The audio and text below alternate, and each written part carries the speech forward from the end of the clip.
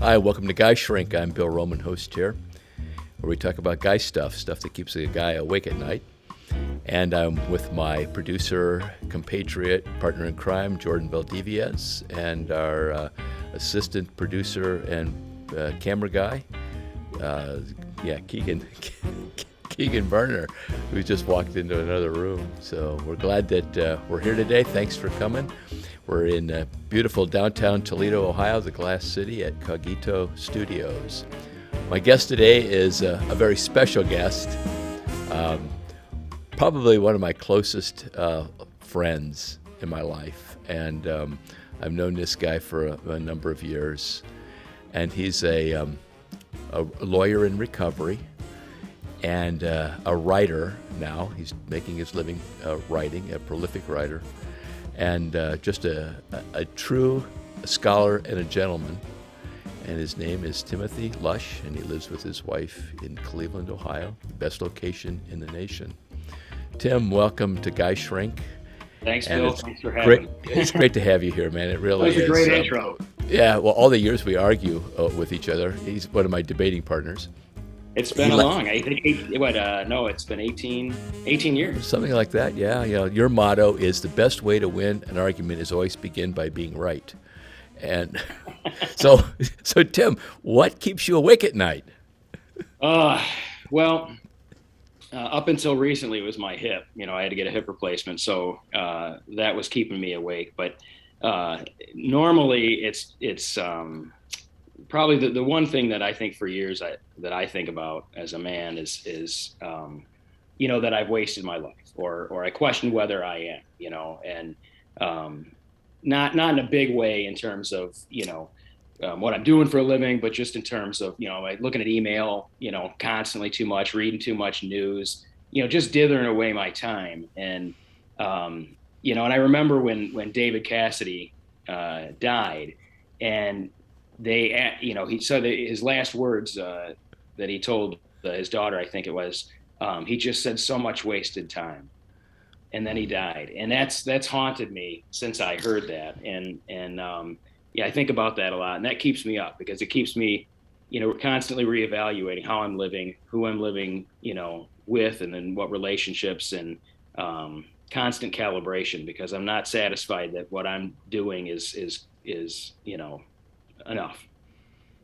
Okay, but one of the things you're doing is writing, and I remember you told me that keeps you up awake at night is writing, and then your former career used to keep you awake at night.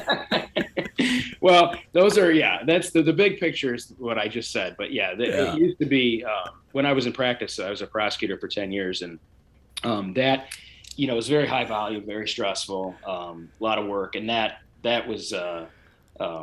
That kept me up. And job stuff is just one of those things. I think for a lot of men, it does that, a lot of worries. And, writing does that now, mainly when I'm into something and I can't turn my mind off. It's sometimes I wake up thinking about things and I've got to get it down. Or I get tired, fall back asleep and lose it. A million voices screaming. And so how do you shut them all out? I think for me is routine and repetition. And I think rather than, what I've learned to do as much as possible is to not get angry, but get to work, or not get fearful and anxious, but to get busy. And, and one of the things I do, quite honestly, when I get overwhelmed or stressed or anything like that, I do some household chores just because I can see the immediate results and I feel like I'm getting something done. And cleaning the toilet and mopping the floor is immediate results. That's for sure. I talk back. I view those voices in my head, as often demons of doubt, demons of fear. And I talk back to them with what I've learned, in faith and friendship with people. What I know to be true. So when I hear things like, this is never going to see the light of day, no one's going to publish this is crap, and you're a fraud, it registers, but then I talk back and say, well, maybe all that's true, but I'm not going to stop doing it, and I'm not going to, not submit it because this voice of doubt is telling me that. So that's typically what I do. Do you ever think of those demons as kind of like resistance personified? To stop you, that resistance is really the issue going on here, Yeah, absolutely. and that she or he is going to take all kinds of ways to get you to stop doing what you're doing. Yes. Yes. And we've talked about that with Stephen Pressfield's War of Art. And that book changed my life. It was probably the one book about creating that I've read, whether it was writing or any kind of art, that really did change my life and made all the difference in its simplicity and in its durability. It's very, durable stuff you can keep going back to. But I think go ahead. I was going to say, can you say a little bit more about Pressfield's work on the War of Art, which you and I both read and have talked about that, about resistance? That's a key ingredient to his, I think, his contribution to writing. Absolutely, because you see a lot of writers. There's a lot of different, whatever it is that you're creating, whether it's music or writing or painting. For me, it's writing. But a lot of people, when they go to sit down, they may be full of ideas, full of inspiration, full of emotion about something. But when they're forced to put it into some kind of art form, I find that there's always this, in what he calls resistance. And I never was able to call it that. I didn't know what to call it. But there was just this hesitation.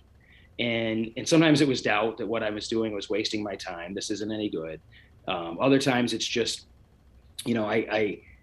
the fear of going all in and committing and putting my money on the table led to this kind of, frantic, I'll go do chores, I'll go run errands, I'll go call somebody, I'll do anything other than what I have to do. Or I'll go watch TV or whatever. Mm-hmm. And, I never really knew what that was. I just thought, oh, you're a procrastinator and you need to deal with it. But when he explained it in terms of resistance, that it's that doubt and fear and it's yourself not wanting to take the risk of creating something. Well, and that spoke to me a lot, because I was, when I first started out 5.5 years ago, I had nothing.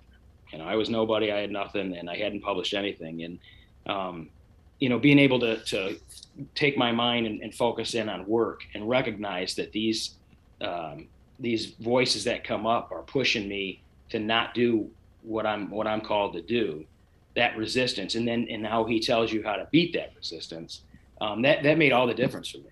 And I think that helped me tremendously the first couple of years that I was doing this, and it was very lonely and very disappointing. Mm-hmm. You get rejected a lot. Yeah. How many rejection letters do you get? Yeah. Yeah. So I think his talking about resistance and the way to beat that resistance is so simple. Not easy, but simple. And it was probably the best thing that I had read to prepare me for, an artist career, an artist journey.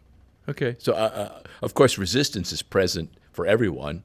And it doesn't have to be a writing. It might be, I don't want to attend to this task that I know I need to do, or make this nasty phone call, or whatever. Resistance is constantly going. Hey, Tim, do you ever have panicky kinds of, I don't want to call them attacks, but times where you get kind of, where anxiety really gets cranked up?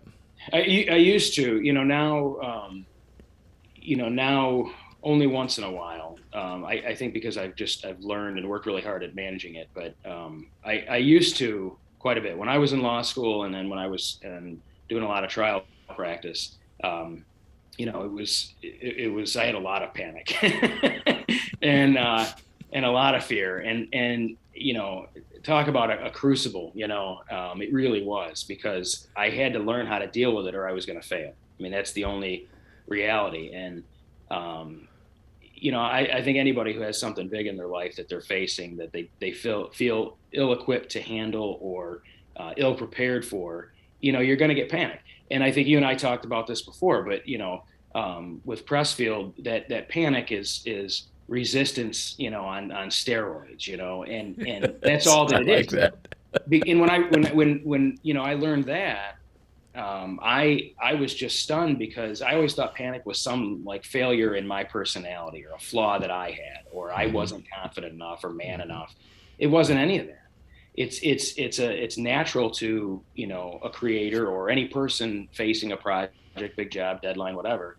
And that's that, I think the ego screaming at you, to preserve itself from shame or from failure or ridicule. And once you recognize that's what that is, and that's where panic comes from for most people. I mean, barring any kind of personal trauma or something that's triggered. For me, Yeah. that panic, it really, I can put it in perspective, and then I can deal with it. Before I had a hard time navigating that. Okay. Well, I like what you said about resistance being, or panic being resistance on steroids.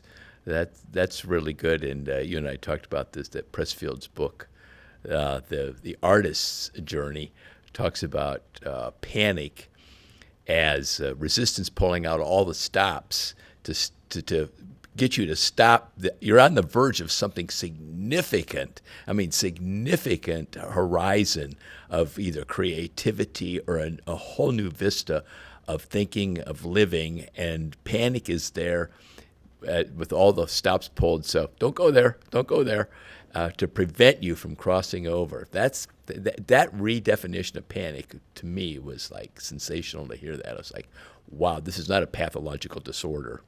Yes. Yes. Yes.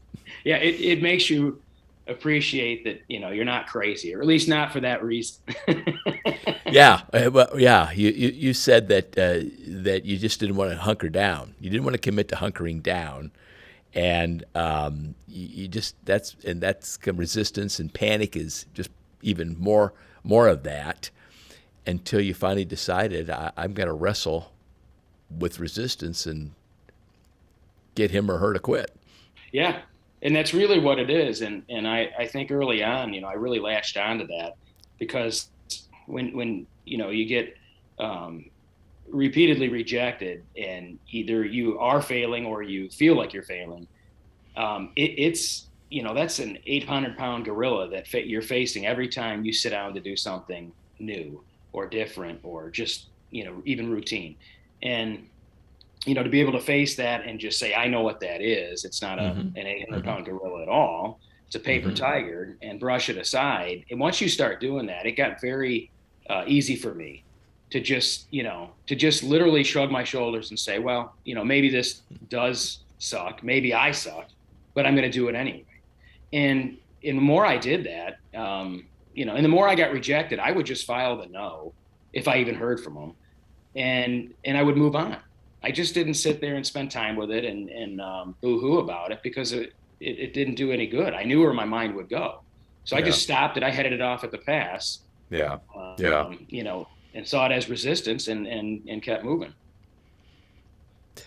I'm thinking when Edison said something like, I didn't fail. I just learned 10,000 ways on how not to make a light bulb.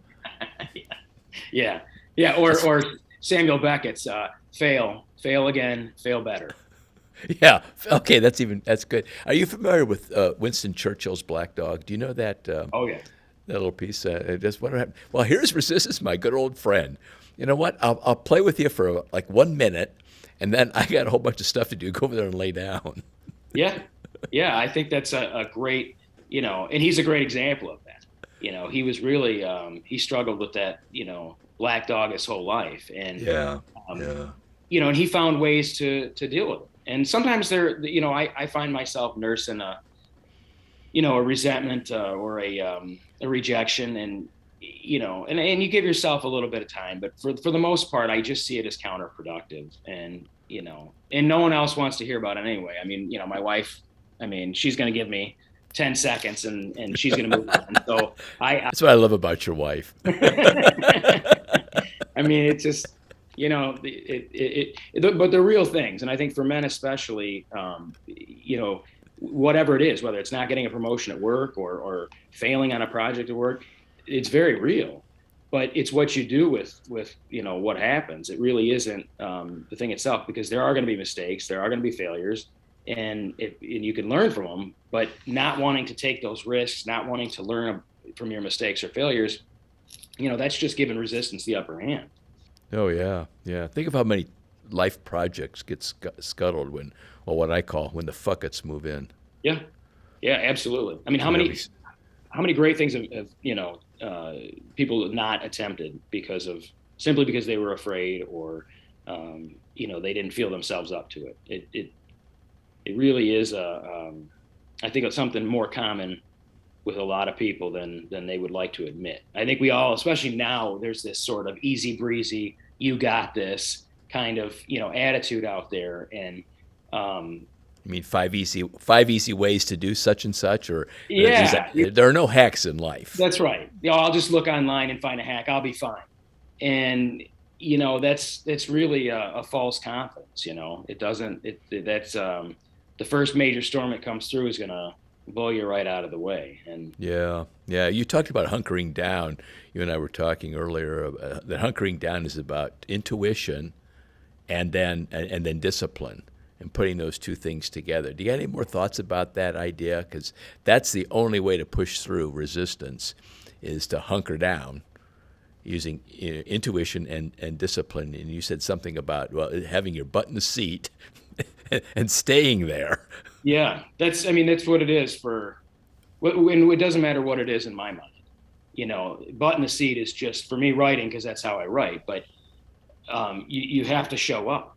So if it's, going into an office that you hate, and I did this, for years, wasn't the office. It was, a lot of stuff about it. I was running. Oh yeah. Right. But, the point was I had to show up, and I still had a job to do. And, there was no point in doing it badly. So I think that intuition in following your calling, even if you're not actively pursuing your calling to be, or think it to be, you're still on the path getting there. It's an apprenticeship of a different sort. You're getting skills and you're learning things that you wouldn't otherwise get. And you still have to keep showing up until such time as you can change career, jobs, or whatever it is, projects. And so for me, I don't think I would be writing, and I don't think I would have made the leap if I hadn't spent 10 years in law practice. Okay. It gave me the skills and the, a lot of the temperament that I needed to approach it. Mm-hmm. And I don't think I would have had that confidence. And so for me, that 10 years really was an apprenticeship, even though it wasn't writing professionally. Mm-hmm. It was an apprenticeship there, because the skills were transferable. And I think that's true for a lot of people. You put together two very important ideas. One, finding your calling, and an apprenticeship. Now, Robert Greene's book, Mastery, talks about those two ideas and how important they are in one's life. And he spends quite a bit of time on both those ideas in that book, but especially the one about finding your calling, figuring out what you want to do in your life, and committing to it is an important thing. That's an idea we really don't talk about. He says something like, work should be something that you enjoy.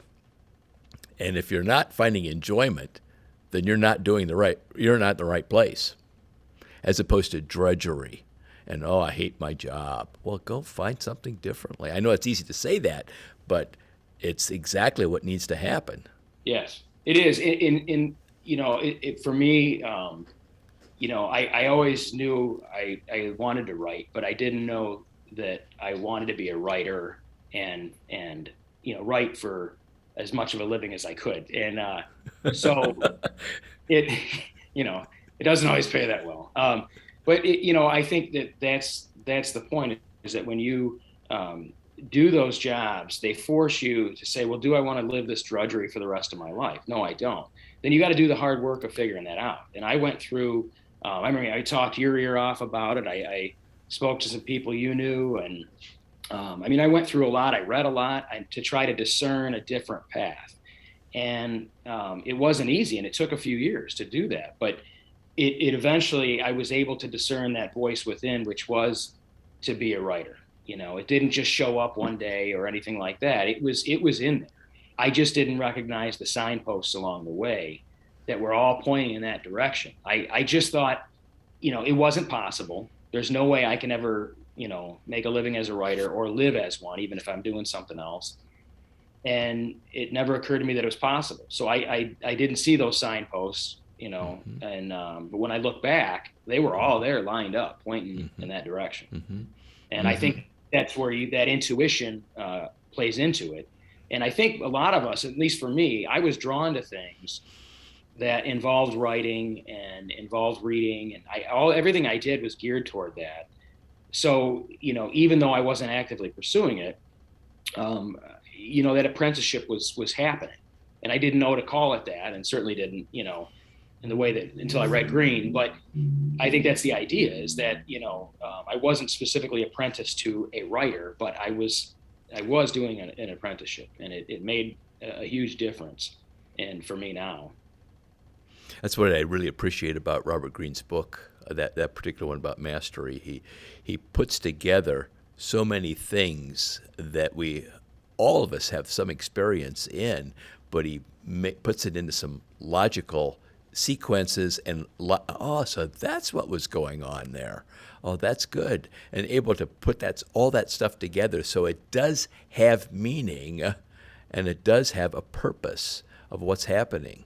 And if we were able to use it to launch ourselves into some other different trajectories, if we want to use that material. That's what I like about that book. It's a fantastic read. It is, and he talks about that, that the people thinking genius or brilliance being you're born with it, and and that's just not the case. I mean, the inclination to a subject, what he says, the inclination to a subject, whatever that is, history or tennis or whatever, that's what we're either born with or is inbred in us, and then we that begins to express itself as we go along, and then it's the intensity of the effort that he says, the intensity of the effort in following that distinguishes the masters ultimately from everyone else. And that's, to me, is just revelatory, because we get too hung up on this whole genius idea and IQ and all, and it's not really that at all. It's something simpler than that, and we're all eligible for it. Yes, if we pay attention to certain things that are happening in our lives, we could nurture those inclinations. I think Carl Jung calls those kinds of things nudges, for instance, and paying attention to what's happening. And interesting things happen when we do that. One of the things that you talked about earlier was learning to live with uncertainty. You call it being at loose ends. And not knowing. What was that like for you as you were going through this transition from a public servant to, so to speak, a private citizen and an author? Well, I hated it. I mean, no one likes uncertainty, and even those long-haired, bearded guys that run around barefoot, that are relaxed about everything, and they want certainty too. I mean, we want to know where our next meal is coming from. We want to know that we can get from point A to B. So it's just part of our condition. But what I had to learn was that there's a lot I don't know, despite what I think, and there's a lot I'm just not gonna know. I'm not gonna have figured out. And it was always anxiety causing for me to not have all these T's crossed and I's dotted. And in a certain amount of life, you just have to do that anyway. But it becomes this obsessive thing. And for me, living with that uncertainty, it just meant that I had to, walk or carry, just loose threads in my life, whether it was work or my path in life or somebody's health in my family. I mean, there were things that I just couldn't figure out or didn't know. And I talked to you or, other people about it, read about it. I still didn't know. And just to carry those without becoming completely unthreaded myself, was an education. And that helped me a lot, because there's a lot of gray in life, and there's a lot of uncertainty. There's a lot of loose threads, and sometimes they weave together nicely, and sometimes they don't.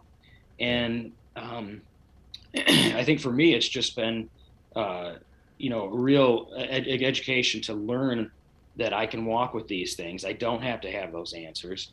They may come, or I may be able to discern them or find them out. But a huge part of life, and certainly a part of being, a writer is living with uncertainty, and not just blowing off important things and saying, well, gee, I don't, but just not blowing off the things that I can't, aren't given to me to know, and I've actually gotten quite comfortable with it. So I'm hearing that you found some comfort in measured agnosticism. Yeah. Yeah. And I use that word not in a religious sense, like I'm an atheist, I'm an agnostic, but agnosticism, I mean, the Greek word means not to know, just don't know. And measured agnosticism. That's right. That's a great way of approaching it, because that's exactly what it is. It's measured. Yeah, it's not everything, but there's some things I don't know. Then I couple that. You and I have talked about this. I couple that with the word skeptic. Yes. And the word skeptic in Greek, it really means I'm going to delay my judgment to pursue additional investigation. Far cry from how we use it today. Isn't it? Ain't that the truth? Yeah. Yeah. So being a skeptic is I'm going to delay my judgment because I need to do some more research. Yeah, and I'll tell you, I'll give you a real quick example of that. And I love that. And of course, I didn't know the Greek. You had to teach me that, but I do love that, because I was recently at Barnes and Noble, just on the outside, and I was waiting for my wife, and I saw this mother get out of a car and go over to a group of kids to get her kid and take him home. And he just promptly sat down on the cement. He's probably, 13, 14 years old, and he threw a fit. Wow. And immediately I look at this and I say, oh boy, here we go. This woman's negotiating with her child, who is a terrorist, and she's not winning. He's not moving anywhere. He's yelling and screaming and everything. And so immediately in my mind, I go down this is the end of Western civilization. This generation is collapsing. There's going to be nothing for me when I'm 80, and, all this in my head. And so Gina comes out of the store, and we're walking by to go to the car. And I says, look at this. There's this kid who threw a fit, and this mom's trying to, bargain with. As we got closer, I saw that the kid was Downs, and probably a spectrum of Asperger's or autism. Uh-huh. I mean, it was obvious that he, this wasn't just behavior. This was something else. And immediately I just thought, okay, I am the biggest moron, on the planet. I've got this whole thing figured out. I make all these judgments which are entirely unnecessary. None of this involves me. And it's because I didn't know. I didn't have all the information. I didn't withhold judgment. I leapt to judgment, and I was wrong. And that was a really good reminder for me. Yeah. See, in a way, that was almost a minor panic attack. In a way, you were experiencing resistance from investigating even further. Jump to conclusions. It's kind of like ready, fire, aim. Yeah, exactly. And that's what happens. And so many of us do that in our life, and we really thwart a creative mode in our lives because we're stuck in this little. I see something, I immediately judge it. Yes. Without investigating. And so maybe measured agnosticism and a true version of what skepticism really is, delayed judgment pending further investigation, would be a helpful stance for most of us to have. Absolutely, especially in the with social media, where people just really are popping off left and right, and no one really has any information, or they don't really know whether it's true information. You get so much. Sure. It's very easy to fall into that. Sure. So measured agnosticism and skepticism, I'm going to use the word attitude here, are two attitudes that we could use. The word attitude, I believe, is related to an idea of a platform from which action can be taken. So an attitude is a platform from which action can be taken. Like we're both sitting, so sitting's an attitude. So what are the actions we can take while we're sitting? Well, we can talking like now. We can, drink some coffee, whatever, take a nap, read, and any number of things. Like standing is an attitude. What can we do standing? Well, we can run, we can walk, we can do all kinds of things. So measured agnosticism and skepticism might be two attitudes worth working on in our lives so that this more creative self, which all of us have, I believe, could come forth. But we truncate it and cut to the chase too soon and scuttle a lot of our life projects from the get-go. I agree. I couldn't agree more. I mean, I think that's really well said, that we put up our own barriers. I think I found that most of what was limiting me along the way was just me and the barriers I erected. And it wasn't external circumstances that were preventing me from doing, what I ultimately wanted to do. And that, I think that's wise. Okay. Well, then there's always the Dunning-Kruger effect that you and I have talked about. That's the more knowledge and experience I think I have, the more confident I am of my position. My wife would tell you that she's been witness to that effect dozens of times in our own home, and she's probably right. The dumber I am, the more sure I am of my intelligence. Which is the Dunning-Kruger effect. It's a great little research piece to read. Maybe more to it. Darwin said, "Ignorance more frequently begets confidence than does knowledge." Yes, yes, and that's yeah. I think that absolutely, and I can point to a number of examples in my own life where that's true. And I think for me, as I've gotten older now and not necessarily wiser, at least, I'm not popping off as quickly or saying as much. It still happens, but it's not like when I was in my 20s, cocksure and telling everyone else what they ought to be doing, and or thinking I knew what they should be doing. And I think that didn't just come with age; it came with work. Yeah. But I think that's a great reminder, to keep in the forehead right there, the Dunning-Kruger. Well, yeah.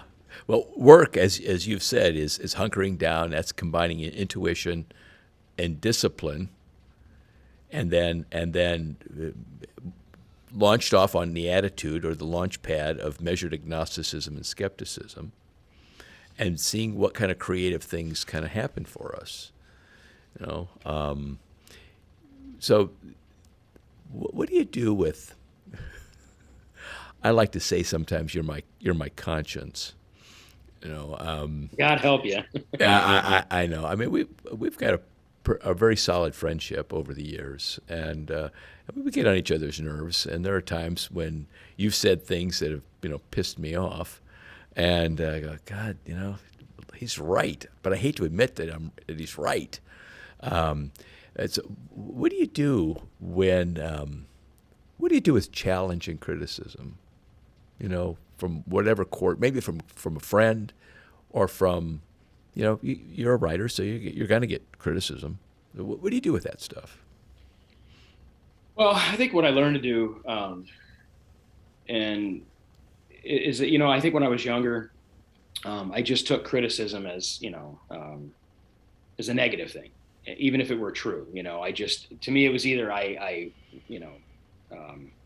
objected to it, or sometimes I would take it to heart. Like it's either all true or it's all false when somebody says something to me. I didn't have a way to judge, the rightness of part of it and the wrongness of part of it. I took the way something was said for the substance of it. And I think what I've learned to do is to just, and not only as well, it's a work in progress, but to listen to what someone's saying and to just evaluate it as objectively as possible for truth. So if they say something, that I said something or did something or whatever, I listen to them, and then I realize that it may not all be true, but it's not all false either. What's my part in it? What's my 10%? We've talked about that, and I try to find my 10% or 90% and acknowledge that and just say, well, okay, and realize that if someone's upset, the way they're saying something isn't necessarily a substitute for what they're saying, and to not throw the whole, baby out with the bathwater.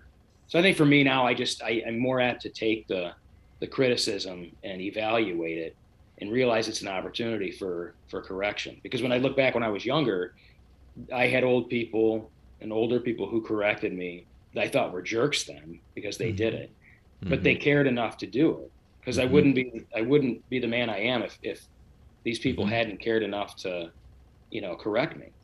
So I think now when someone gives me criticism, I may not like it, but I realize that there's a great benefit to it. Okay. Well, but somewhere along the line, you grew in self-security. You became a self-secure man. That helps. And well, it does. And you grew in confidence. And you and I talked about, confidence grows out of the knowledge that I have a purpose in my life. I have a general idea where I'm supposed to be going. I don't have all the particulars mapped out, but I know the direction I'm supposed to be going. And I think, and you helped me a lot with that, over the years, because it part of finding that path and getting on it, for me also is learning to be, as you always said, self-defined, and that allowed me to be secure in who I was, which may or may not be what someone else says about me, but to be secure in that, so that as the waves of emotional stuff came at me, I was able to sort of more or less stand firm in the middle of it all, knowing who I was and what I was about. And that made a big difference to be secure, because if you're not, I think I would just be bouncing back and forth between other people's opinions of me and not secure in my own. Yeah. I call that differentiation of self. A couple other guests we've had on, Kathleen Cawley and Tony Wilgus, have talked about the thinking for self and how important that is. As much as I like and admire you, I cannot allow Tim's emotionality to control mine, and this is tough stuff to deal with. Yes, especially with family. That's another whole ball game. We could have several podcasts on how to manage yourself with your family, and Kathleen Cawley does talk about that in her interview with me about managing how to work with your family. That's for sure. So, Tim, what are some of the things that keep you? What do you do to keep your body and your head clear? What are some ideas? What are some things that you work on? Well, I like routine, and so for me, anchoring myself in routine is a way to keep me from becoming emotionally untethered. Because I experience emotions like anyone else, obviously, and yeah, all you have to do is just ride in the car where you're driving. That's I've done that. It was only I've done that many times. So it's only a matter of time before that one came out. Well, that speaking of, it just happened yesterday morning. I was driving, and a guy cut me off, and boy, it was so quick, and I was just hollering in the car. No one else is around. I mean, I don't even know if he was aware that he did it, and he certainly wasn't aware that I was mad about it. The whole thing was just stupid, and I caught myself, and I just thought, man, and so, to me, to be in a routine is a way to anchor myself and also be able to have vigilance in my life. If I'm doing these things that I set before me every day, I have less opportunity and less time to do things that I ought not to. And so for me, it's very simple. I have a daily prayer routine that I do following the Catholic Church's Liturgy of the Hours. I try to do a workout every day. The whole Jocko willing, do something. Do something every day. Yeah, I love Jocko. Prayer, and then fitness, body fitness, and I always feel better. I hate working out. I hate it. I'm not buff. I don't like it. I hate the gym, but I go and I always feel better afterwards. So that's why I keep doing it. And then I study. I have, I always liked school, and so I keep about 15 different topics that I study, 15 minutes, half hour every day. And that allows me to expand my mind and learn something new. And then I write, that allows me to keep a clear head, even if what I'm writing is not for publication. If I'm just, I need to get something out. I've always found that getting something on paper, when I've been in counseling, they've said, we'll put that in paper. And it sounds like, okay, that's it's wonderful. I mean, Abraham Lincoln did it before there was therapy.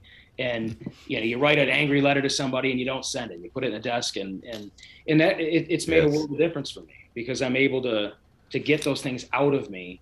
And that keeps me, in a clear head, in a clear state of mind, because I'm not carrying all this stuff around in a giant pinball machine with emotions pinging back and forth. Because I'll do that if you let me, Yeah. So. Yeah. When you talk about writing, you're talking about actually physically pen on paper kind of writing, right? Yeah. And I used to do, I still write on a computer. Yeah. But I actually moved for the bulk of my writing to a pencil and a paper. Really?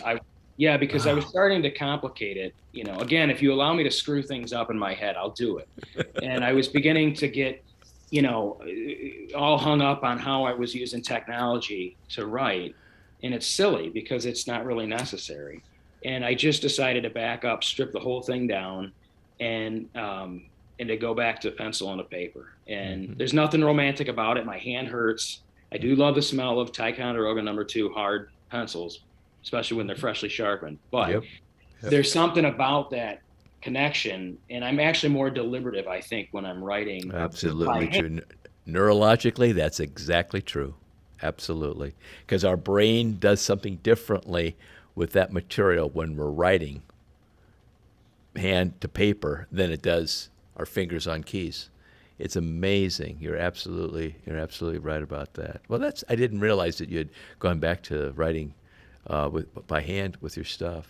I got to keep it simple. Yeah. Well, as you were talking, I was thinking, I wonder if that was resistance poking his head in by saying, oh, you need to learn how to do this word processing thing and get this over here. And while you're fooling around with those logistical things, the ideas that you want to get out are not coming out. That's right.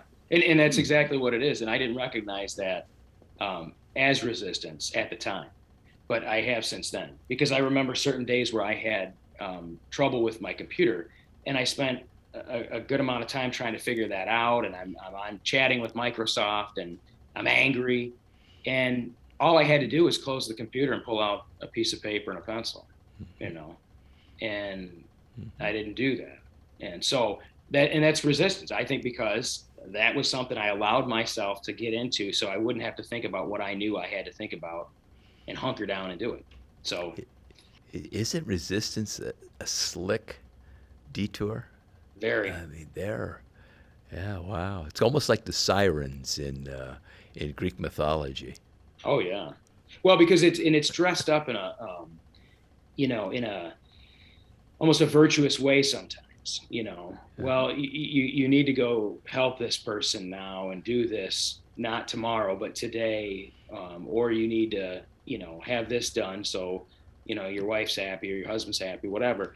There's a certain amount of that where you're like, well, this is being the responsible adult to do these things. So you can really get sucked into it, thinking yourself, you're doing the right thing. And really what you need to do is sit down and get it done. Mm-hmm. Well, listeners, we've been talking about panic, resistance, and creativity with Timothy Lusch of Cleveland, Ohio. And so, Tim, I ask everybody, pretty much everybody, kind of wrap things up. What might be a quick one-liner, maybe a little elevator speech or advice you've got to give to our listeners about the stuff that rolls around in their head, and what are some things they might want to do with that? Well, I think because I'm a boxing fan and I view a lot of things through that lens, I would say keep punching until the final round ends. And you may get knocked down, but you get up. And because I think with those voices that you hear from either other people or in your own head, I fight back. I mean, it sounds ridiculous, but rather than just being enthralled to them, I fight back. I tell them the way it is, and I dictate to myself what I'm going to do, and I'm not going to let them do it. So I just keep punching back. The doubt keeps coming. I have anxiety. All those things keep coming, but I'm not going to lay down. I'm going to keep punching back, and I think that's you just keep going until the round ends. Yeah. Maybe what we need is more fight clubs. Maybe. I think for men that resonates. I think the idea of a fight and in fact, as Green, paraphrasing him, passivity is the enemy. Yeah, definitely. There's a lot of things that have made men passive, and I think what we need is to be active. Yes, yeah. With many of my clients who suffer from depression, my advice is always action is the antidote to despair. Yes, I love that. Go and do something, even if get off the couch and just walk around the backyard. Yeah.